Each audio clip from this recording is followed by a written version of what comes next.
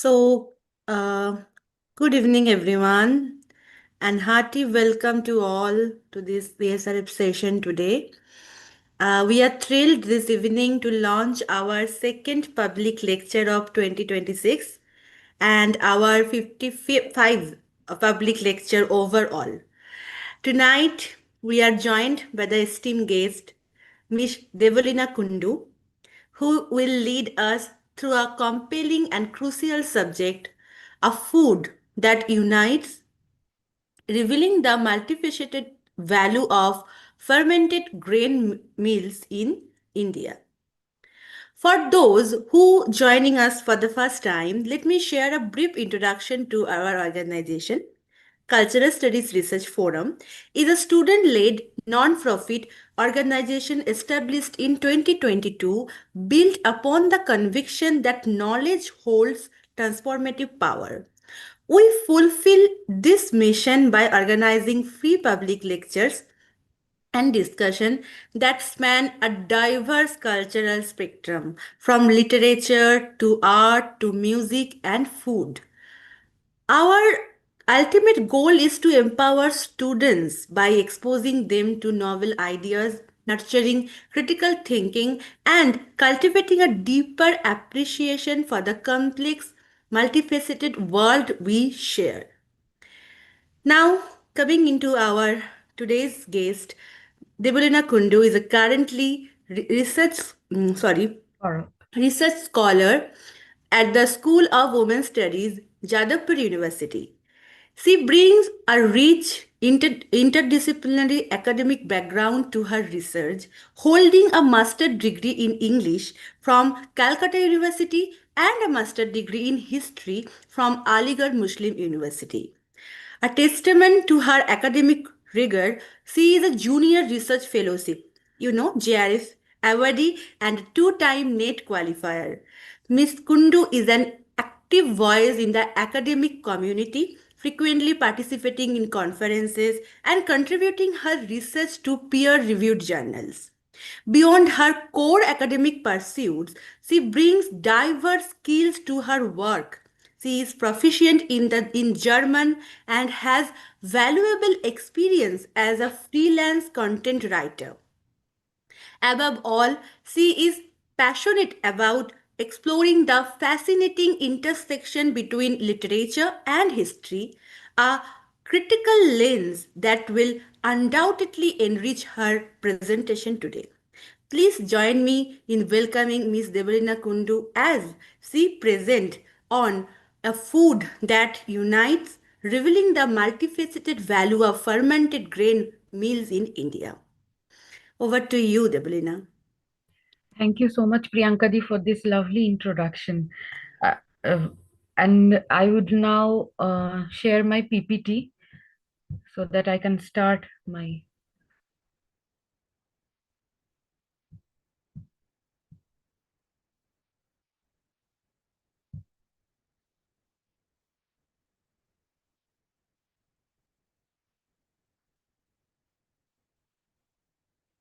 Yes. So the title of my paper or the presentation is A Food That Unites, Revealing the Multi. Wait, Develina, it's not showing. I mean, Okay. only your file page is there, but not the PPT. Is it showing now or it, No, no, dear. The same one. okay? I'm trying again. Listen to me. You can just open the PPT on your laptop and then hey, yes, yes. Now it is visible. Now, Okay. Okay. yes. Yeah, Yeah. the title is A Food That Unites, Revealing the Multifaceted Value of Fermented Grain Mills in India. So, I would like to start my presentation by firstly, I would like to thank this platform, Valat ma'am, and all my co-scholars here, my seniors as well. And specifically, I thank them because to choose me to say this thing on today's date, which is 21st of February which is International Mother's Language Day, which honors the struggle to preserve identities systematically marginalized by dominant powers. It is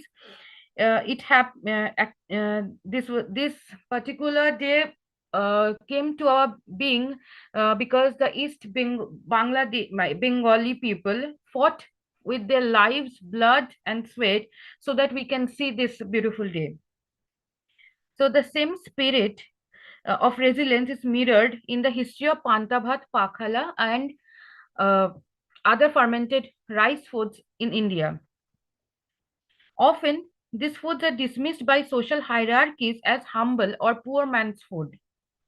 These dishes, much like the mother tongue, persist as vital artifacts of cultural pride, ecological wisdom, and unbroken heritage. I would I would like to turn off my video and concentrate on the slides now. So first we'll see Panta Bhat through the lens of spirituality, caste, and Ayurveda. Colin Taylor Sen's work notes that Krishna says in Bhagavad Gita that food that please lucid men are savory, smooth. Passionate men crave foods that are bitter, sour, and men of dark inertia are stale. The first half of this presentation will show that how Panta Bhat or other fermented food portray how they are studied through this viewpoint. Now, Indian holy texts like Bhagavad Gita organizes edibles into three kinds, which were tamasic, sadhvic, and rajasic, founded on their impact on human attributes or gunas. Tamasic foods comprise stale foods that have been left overnight. Sattvic ones are such as fresh grains and vegetables. These are considered nourishing and pure, while Rajasic foods are fermented edibles, which are considered spiritually unfit. However, Ayurveda also gives us some notions regarding food preparation and digestion. It recommends old rice gruels and porridge like kanjika, a Swedish rice gruel created by leaving cooked rice until it is fermented is easier for ingestion. Fermented foods like panta bhat and its provincial variants bear a dual position. They are day-to-day staples in rural areas, yet yogic practices condemn fermented food for their deemed impurity. Several holy books refer to the prevalent beverage of that ancient time, like sura, formed by fermented rice or barley. However, the consumption of sura was unacceptable by religious compilers of the Holy Vedas. They considered drinking an intoxicated drink to be a part of seven deadly sins. Dharma Shastras say that the servants only had the right to consume leftovers. No leftovers should be eaten by the higher caste. This complement Appadurai's words, which are food in India tied to the moral and social status divide men from women, upper from lower castes. Next slide will show that history of Panta Bhat is deeply rooted in India's anthropological and cultural evolution.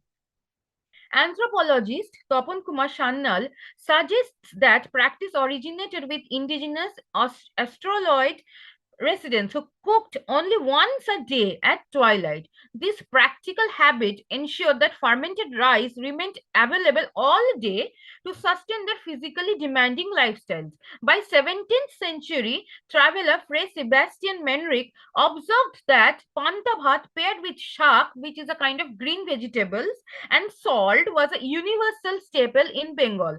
However, class distinctions were already clear as the wealthy supplemented this base with milk products and sweetmeats. The dish's role in survival is highlighted by a famous 1756 historical anecdote where Warren Hastings was fleeing the forces of Nawab Sirajuddaulah. He sought refuge in the shop of Kanto Babu. There he was saved by a simple meal of panta bhat and shrimp, an event immortalized in a popular rhyme in Bengali, which is Mushkile Pore কান্ত করে হায়, Hastings কি খেতে দিয়ে প্রাণ রাখা যায়?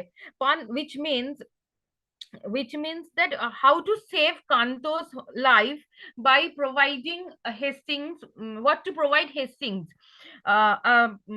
a dish of food. And this was commemorated, this shows that the humble food preserved the life of the future Governor General.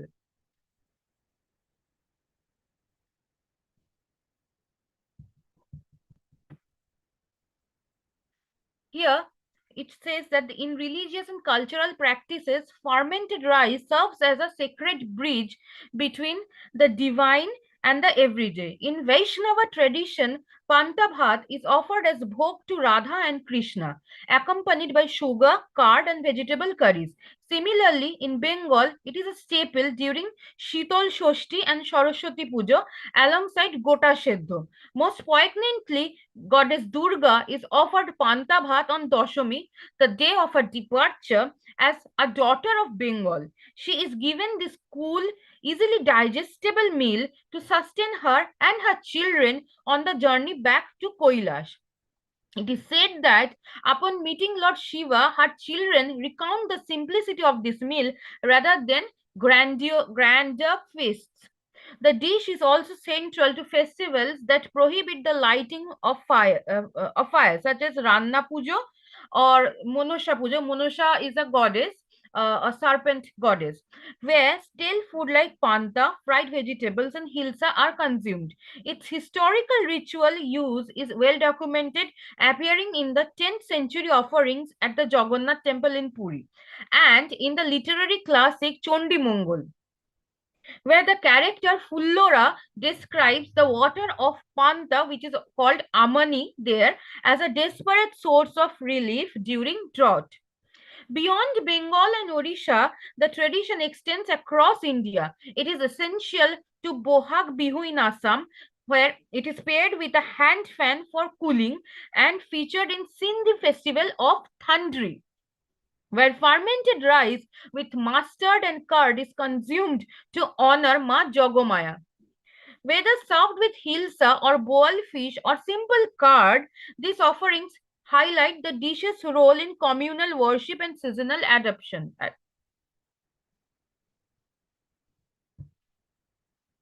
Food serves as a vital link between the individual and the collective, acting not just as nutrition but as a profound marker of identity, history, and social hierarchy.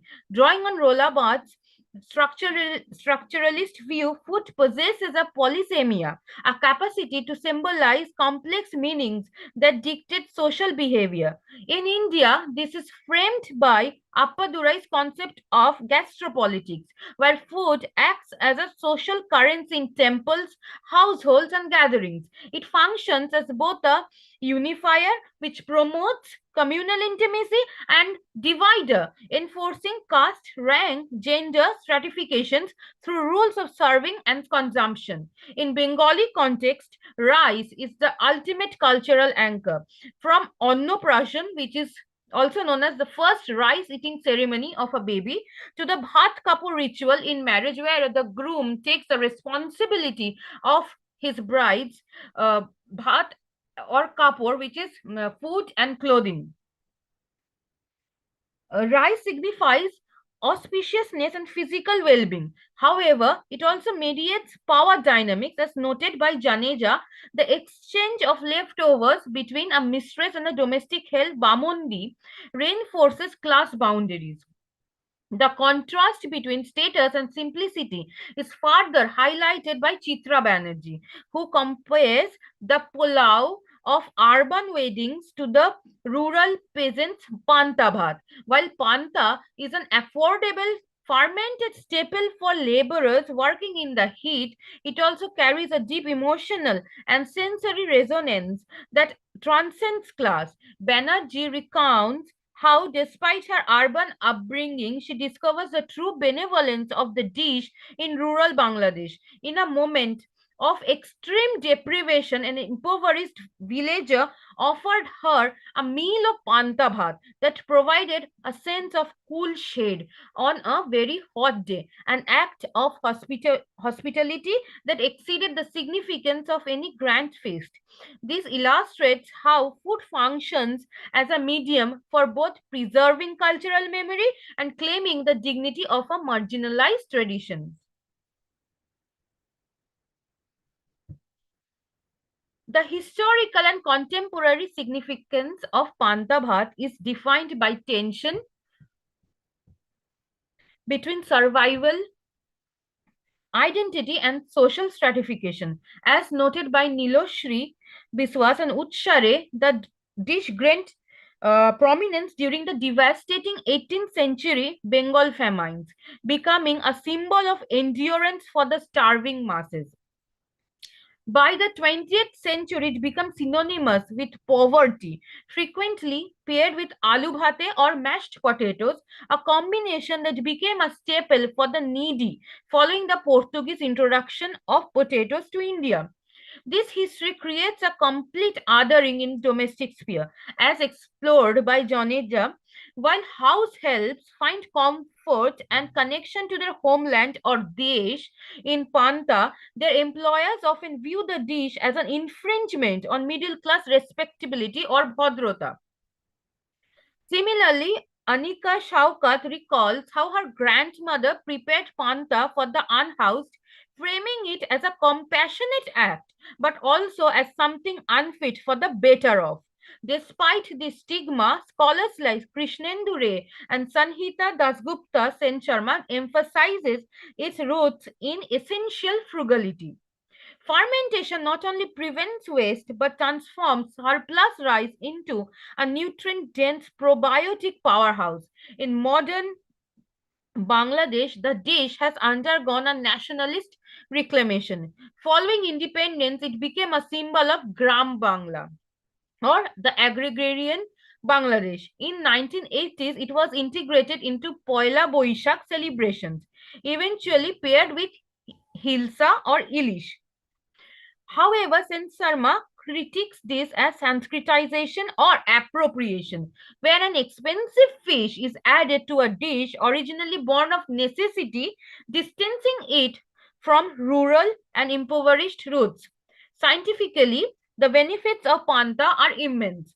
Madhumita Baroa notes that fermentation can increase iron content from 3.4 mg to 73.91 mg per 100 gram while significantly boosting calcium and potassium.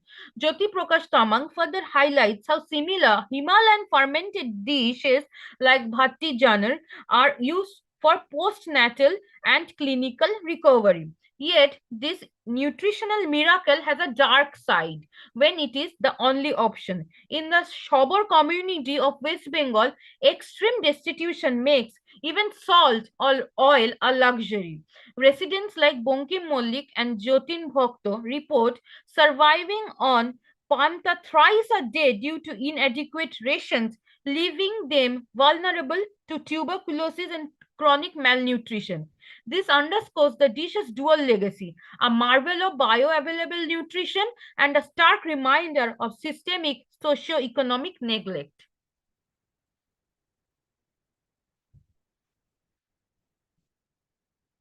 Now, we will recount a very interesting aspect or story on Panta.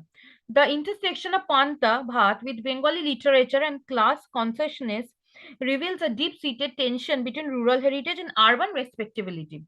In Aruna Chakraborty's Jora Shako, the dish serves as a tool of compassion and resourcefulness.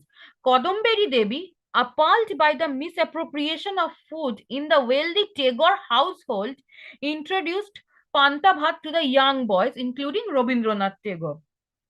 Initially met with elite contempt, Shotto famously asked, "Who wants to eat leftover rice?" Kadambari transformed the scraps into gourmet experience using oil, chilies, shrimp curry, and tamarind. Her success highlighted the dish's nutritional value and its role in countering the wasteful indifference of the affluent. However, as Gargi Sen observes, modern urbanites often maintain a Lakshman Rekha of disdain towards the dish. In urban Bengal, the word chasha or farmer is used as derogatory term, a stark contrast to other Indian regions. Sen traces this estrangement to the Permanent Settlement Act of 1793, which detached landowners from the soil, and the 1943 Bengal famine, which left a traumatic historical shock. To assert social superiority and distance themselves from the spectre of poverty, the urban middle class or the Bhadraloks discarded Panta Bhat, associating it exclusively with the health and the lower classes. In contrast to this urban alienation, folk literature like Upendra Kishore Roy Chaudhury's Panta Burir Golpo celebrates the dish through the wit of an elderly rural woman by utilizing simple elements of her environment like a koi fish in the rice pot, a bale fruit, and cow dung. She outsmarted a thief who repeatedly stole her pantavat. This tale reinforces the dish not only as a daily staple of comfort but as a symbol of rural brilliance and the fierce protection of one's meager yet cherished resources. Together, these accounts show how Panthabhat mediates power, class, identity, and cultural resilience. The socio-economic weight of Panthabhat is preserved through a rich tapestry of oral traditions and literature, mapping the dish from a symbol of poverty to a marker of cultural identity. Some proverbs and oral traditions include like nunante pantafurai, which means in English fetching salt while the rice vanishes, and panta bhate kacha lonka, gorom bhate ghee. Chilies are for this fermented rice, and ghee is for the hot rice. Illustrate the stark survival of the poor versus the luxury of the rich. Other sayings depict Panta as a source of domestic freedom for women or cooling balm for laboring classes, such as cowherds. The Bhunjat tribe uses the song Ham I Logo Prothome Adibasi Panta Bhat Bhalobasi to assert their indigenous identity through their love for the dish. Some other literary representations include authors that utilize Panta Bhat to portray Bheto Bangali or rice-loving Bengali across various social strata, like Sharat Chandra Chatterjee in his works like Mamlar Fall and Srikanto portrays Panta as a necessity for field workers and the impoverished to sustain their physically demanding lives. Manik Mukhopadhyay, in his famous work Podda Nodir Majhi, uses the dish to anchor the grueling daily reality of an oarsman on the Podda River. Bibhutibhushan Bandyopadhyay, in his work Aronyak, Obhijatrik, and Gai Holud, explores the emotional pain of food waste among the hungry, while also noting that even landowners in distant villages consumed panta, often paired with seasonal fruits like jackfruit. Bankim Chandra Chatterjee's work, Muchiram Gurer Jibon Jatra, depicts the humble lunch of panta and lemon as a marker of remote village life. Manik Shaha's work, Ekattore Ekattore Shat Shatero, 1971's liberation work, recalls the dish as a heavenly comfort during the terrors of the 1971 liberation war of Bangladesh. Otish Chakraborty, in his work Probasher Tukro Takra, highlights the diaspora's nostalgia, jokingly warning that the fermented dish may contain ethanol and induce drowsiness. Sanjeev Chatterjee's Hariye Jawa Lekha funnily suggests feeding panta to the mother-in-law can keep them calm and drowsy. Independent struggle accounts also show that nearly 200 revolutionaries in Dhaka fueled their training and struggle for freedom solely on Pantavad. Amitabh Ghosh, in his work, extends the dish's reach globally, showing a panta like porridge used as a healing comfort for the sick abroad. Whether through Lalgro lad surviving on Panta in Jungle Mahal, or the son-in-law in Achinto Kumar Sengupta's work being deemed too superior to be served it, these narratives confirm Panta as a central, if contested, protagonist in Bengali life. Another dish which is very similar to Panta is Pakhala, which is a staple food in Odisha that transcends socio-economic status, especially during the scorching summer months. It is derived from this word, particularly, is derived from Pali or Sanskrit terms like prakshal, prakshalna, which means to wash. Its varieties include Saja Pakala, which is made by fresh rice with water and lemon or ginger. Basi Pakala, which is fermented overnight, which is rich in D-lactic acid. Dahi Pakala, mixed with curd for instant tanginess. Sugandhi Pakala, a fragrant version offered to Lord Jagannath. It is celebrated, Pakala Divas is celebrated globally on March 20th and served in traditional bale metal bowls or kasha. Other fermentation traditions across India include uh, Pazam Kanji, which can be found in Kerala, Pazaya Soru in Tamil Nadu, and Kamban Koso in Bajra Gruel, which is a Bajra Gruel. In Chhattisgarh, one can find Borbasi, a symbol of cultural dignity, and in East India, with a similar fermented food item is Poddo Pithe in Odisha and Bengal, and in Oalka Bhatta, which can be found in Bihar, and Ambil in Maharashtra, and Khaman or Srikhand in Gujarat. These all fermented foods are high in probiotics, electrolytes, and nutrients, essentially uh, for hydration and recovery after a physical labor. These dishes represent a Lakshman Rekha of resilience, connecting modern generation to their agrarian roots through simple, sustainable nourishment.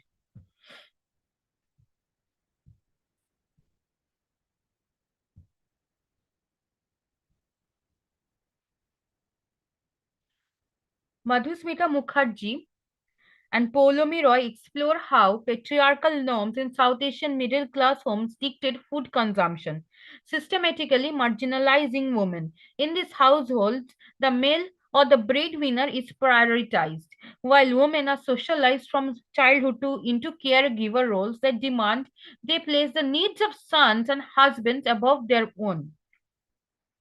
The altruistic trap. The patriarchal society glorifies women's culinary sacrifices as altruistic acts of devotion.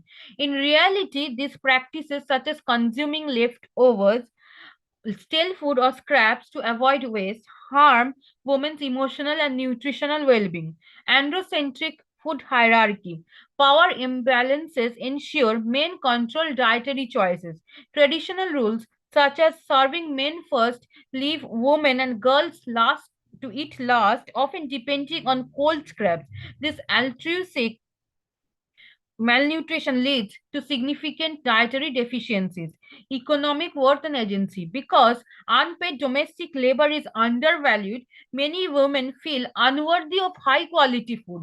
They often view preparing fresh meals for themselves as a waste of time and resources, restricting their agency over their own body.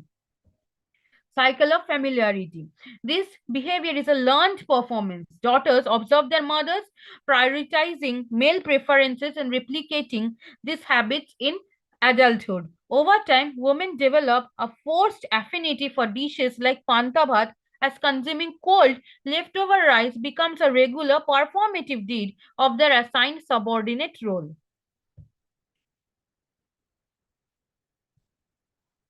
The global recognition of Panta Bhat represents a pivotal moment in the reclamation of cultural identity and challenging of global power structures. Kishore Chaudhary's introduction of the smoked rice water on MasterChef Australia brought a poor man's food to a prestigious global stage. As noted by Pooja Pillai and Krishnendu Ray, this act challenged the transnational hierarchy of tastes, where cuisines from powerful nations are deemed superior, while the food of marginalized groups is relegated to the base. Drawing on Pierre Bourdieu, the paper argues that the power to define refined taste is a form of social control. By celebrating panta, pakhala, basi, or other fermented dishes, marginalized communities contest culinary snobbery and assert that their ignoble dishes are worthy of global respect. While these dishes signify the resilience of agrarian and laboring classes, the burden of maintaining these traditions, often involving the consumption of leftovers, falls unevenly on women. As Mukherjee and Roy emphasizes, women's choices remain confined by patriarchal domestic roles. Beyond mere nutrition, these fermented meals are storehouses of continuity. They reflect sustainable food techniques such as waste reduction and resource adoption, showcasing the creativity of communities historically excluded from the official records of culinary refinement. Ultimately, according to Appadurai's framework, these dishes transcend their humble origins to become symbols of shared history and national pride. Reclaiming them is not just a culinary act, but a powerful medium for contesting socio-economic orders, preserving ancestral memory, and asserting the dignity of marginalized traditions. So, this is my presentation on the topic. Thank you. Thank you so much, Debilina. You can just close the PPT. Yes. Yeah, thank you. So, thank you so much, Deblina, for that absolutely brilliant and deeply enriching presentation. Okay, listening, really, man, listening to you speak about the value of fermented grain meals, I couldn't help but reflect on our own Bengali heritage. For us, a dish like panta bhat is so much more than just a fermented rice to Yes. beat the summer heat or anything else. It is a pure emotion, actually. And you talk beautifully highlighted how these humble everyday meals are actually profound cultural signifiers. It is fascinating to see that how a simple bowl of fermented grains, whether it's pantabhat or pakhala in Odisha, similar dishes across the country, Yes. truly acts as a thread that unites us. You have definitely made us look at our tradition plates with renewed sense of pride and academic curiosity today. Now the floor is open for the Q&A session. If anyone has any question or you on YouTube, they are watching. People are watching you. So if they have any question, please note it. I will just forward it to Miss Debelina. Okay. Or you can just talk to her. Yes. Any The, observation, any yeah, comment would be exactly. welcome. No, not necessarily only question. But you can also say how food uh, helps you to connect with your caste, class, gender. How does food helps you to find your individuality also. Sometimes True. when I'm particularly when I'm stressed, I find cooking very very very relaxing. And sometimes, yes, when we gather around with people of different not only caste, class, but of different regions, we first talk about food, so that we get to know each other through food. Absolutely right, Revelina. Even I was an amateur in cooking. But after my marriage, I used to do that because it is necessary. Yeah, it's Yes, being please, necessary. yes, But right now, somehow just you told, no, it's a way to relax. yes. Yes, it do actually. Whenever I feel like okay, I am not doing good, I am not feeling okay, I just go to the kitchen and click on my phone to play a Sunday suspense. or audio Oh, story in Bengali yes. and do my cooking. So yeah, it is right. And you know, I love Pandavat. I mean, not only for your, I mean, you are presenting today, not for that. I am just praising, but I love this Pandavat concept. It is a comfort food. It, Someone true, messaged true, that. true. And in Bengali, if you know that it look good with the aloo chop. Oh wow. Any fritters would do. Any fritters, aloo chop or piyaji, any fritters would do. Yes, exactly, exactly. Someone questioned, I'm very interested, Lipakshi Panda. I'm very interested in food studies and I want to combine it with eco criticism. Can you please help me a bit? I think this eco criticism also falls in this like fermented dish also, because how we are using our already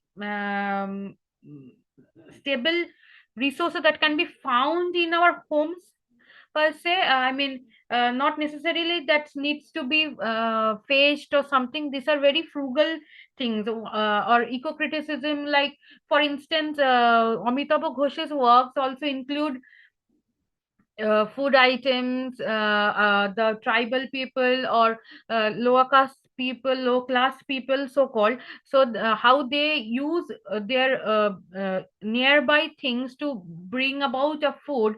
For instance, in Hungry Tide, we see that the boatman catches fish in the river, and he has a stove built on his boat itself, and he cooks on that and then eats it. I mean, he is interdependent on the ecology in which he resides, as well as I mean, how we are interdependent with the ecology, and how we are using it as to feed ourselves as well. Develina, thank you. And there is a question from Yes, YouTube watcher, and I just put it in the chat box. Let me read it. yes. It is fascinating to see how Kadambari Devi transformed a dish initially viewed with contempt into a culinary delight. How does her intervention in the affluent Household. Tagore household challenge the broader urban association of Pantavat with the lower class? Yes, for instance, Tagorean household and such households viewed these things as I said in the presentation, the middle class or the upper middle class thought these stale foods are to be consumed by the people who are in dire need or in dire hunger, right? I mean, the higher class people can give the lower class people this food as a way of sustenance, but not consume themselves. So by when Kadambari Devi introduced this food, Shoto, a member of Hategorian household, exclaimed that how can we eat this? It's an absolute horror to him. But then when Kadambari Devi actually mixed the idea, because she not only used a simple stale rice with food and gave it to the boys, she used other delicacies, other high caste delicacies, one might say, like fritters or chutneys, and mix in such a way so that the boys get a taste, a tangy taste, a savory taste with it, and as well as have that stale rice also. So it kind of mixed both urbanity and as well as the rural aspect of the dish.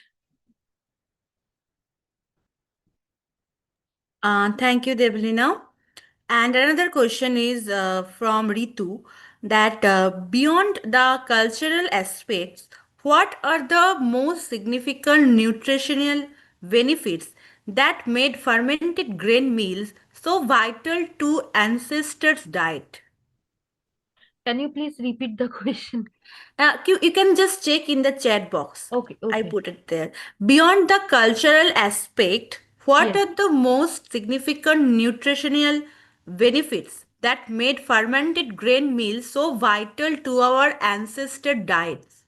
Okay, first of all, these meals are rich in probiotic, uh, uh, vitamins, and minerals. Um,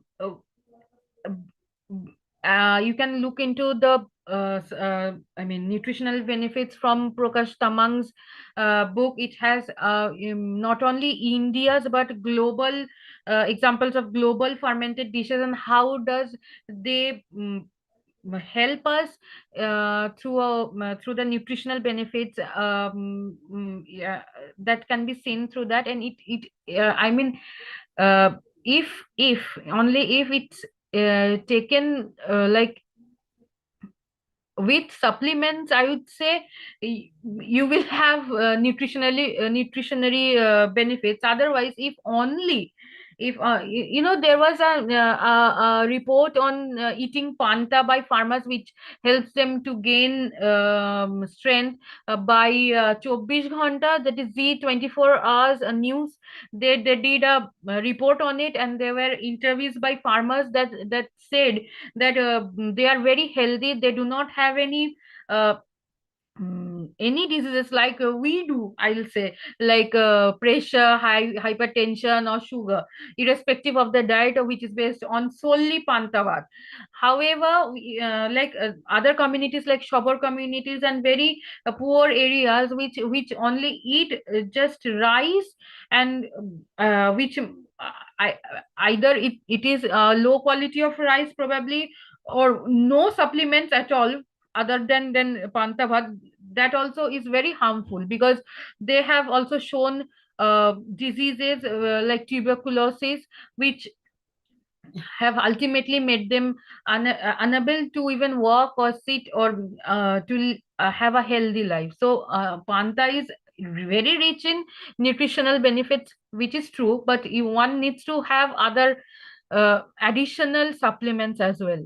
And I think because earlier we had a good rice production, healthy rice production. Our ancestors had a good ample of healthy rice to eat even if they were stale. But now we with fertilizers and what chemical sprays, the productions are huge, no doubt, but the quality has decreased. So even if we eat supplementary today, our generation specifically, what I see is full of diseases. I mean, either we have hypertension or diabetes and whatnot. Yeah. Yeah, you are right, though. True. Okay. If anyone has any other question, please go ahead.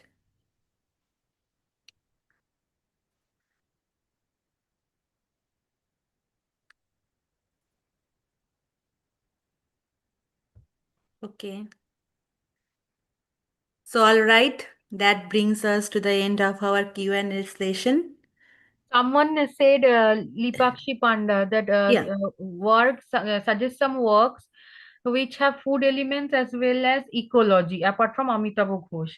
Okay, I mean, uh, in food elements as well as ecology, you can see from Manik Bandyopadhyay's Padda Nodir Majhi. If you are a Bengali, you can read the original one in Bengali, or otherwise it has a translated version as well.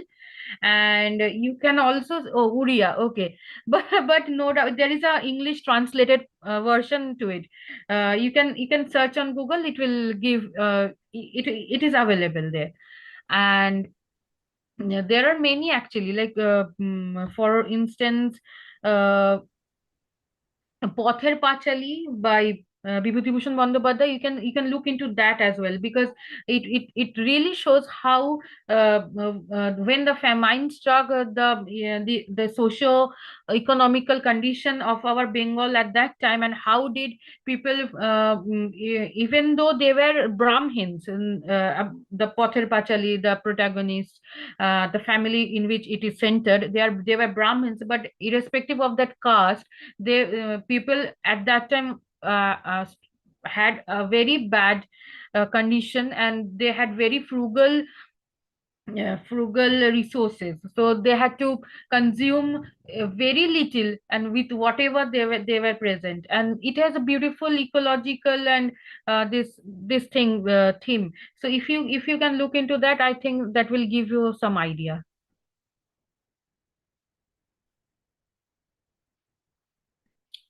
Actually, Vibhuti Bhushan's works, there are many works which combine this thing, this aspect of socio-economic aspect and ecology.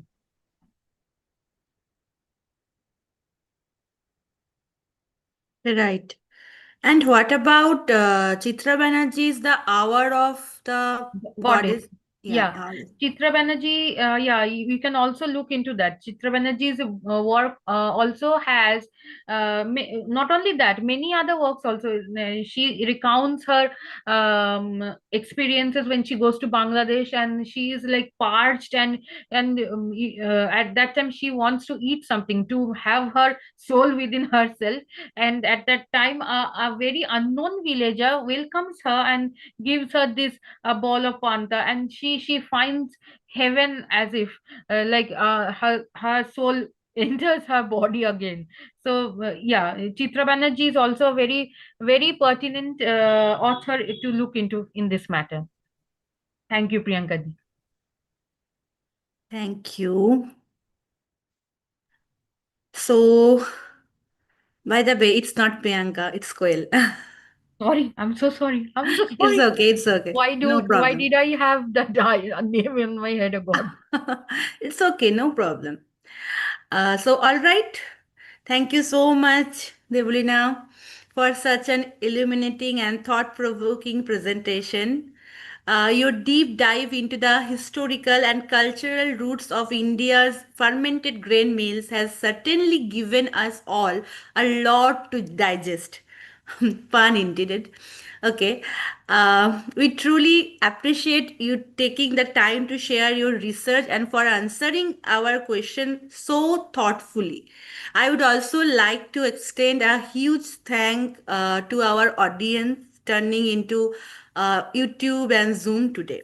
Your engagement and fantastic questions are what make these CSRA public lectures so rewarding. Truly, to make sure you don't miss our upcoming talks also, please stay connected with the Cultural Studies Research Forum. We have a Telegram public group. Just search for Cultural Studies Research Forum and you will get the group. Okay, so thank you all once again for joining us this evening. Thank you once again, Debalina. Have a Thank you, Koel ji. wonderful weekend. Thank you, Valat and ma'am. And And as a Bengali, শুভ আন্তর্জাতিক দিবস, happy মাতৃভাষা. Actually, um, it is, I can say that it is International Language Day, mm, yeah. But মাতৃভাষা এই কথাটার মধ্যেই একটা আলাদা জাদু আছে. yes, Sorry for this Bengali term. So, okay. Tata, good night. good night.